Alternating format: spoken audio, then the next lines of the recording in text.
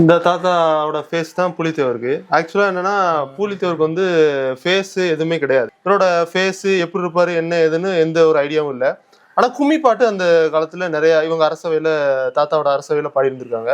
அப்போ கும்மி பாட்டை வச்சு புலித்தேவர்னா இருக்கும் இல்லையா, இருப்பாங்க. இப்படி பிராட் ஷோல்டர் இருக்கும், கை நீட்டினாங்கன்னா முட்டி முழங்கால் வரைக்கும் இருக்கும், உயரமா இருந்தாங்க, மீசை எப்படி வச்சிருந்தாங்க, அந்த மாதிரி ஒரு அந்த ரெகனைஸ் பண்ணி அந்த பாட்டை வச்சு ரெகனைஸ் பண்ணி வரைஞ்சிட்டாங்க. ஸோ கடைசியா வந்து ஃபேஸுக்கு என்ன பண்றதுன்னு தெரியல.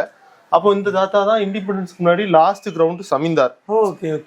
இவங்க வந்து இப்போ அப்போ இருக்கும்போது சங்கரன் கோமதி அம்மன் கோயிலுக்கு வந்து தர்மதாத்தாவெல்லாம் இருந்திருக்காங்க. ஸோ அவங்களோட ஃபேஸை பார்த்துட்டு இவங்க தான் லாஸ்ட் கிரவுண்ட் ஜமீன்தாரா இருக்காங்க, இவங்களோட ஃபேஸே வைங்க அப்படின்னு சொல்லி வச்சதுதான் புலித்தேவர். இப்போ நம்ம எல்லா இடத்துலயும் உலகம் முழுவதும் பார்க்கக்கூடிய புலித்தேவரோட ஃபேஸ் வந்து இந்த தாத்தாவோட ஃபேஸ். இவங்க பேர் வந்து புலி ராமசாமி பாண்டியன் என்ற புலித்துறை. புலி ராமசாமி பாண்டியன் என்ற புலித்துறை.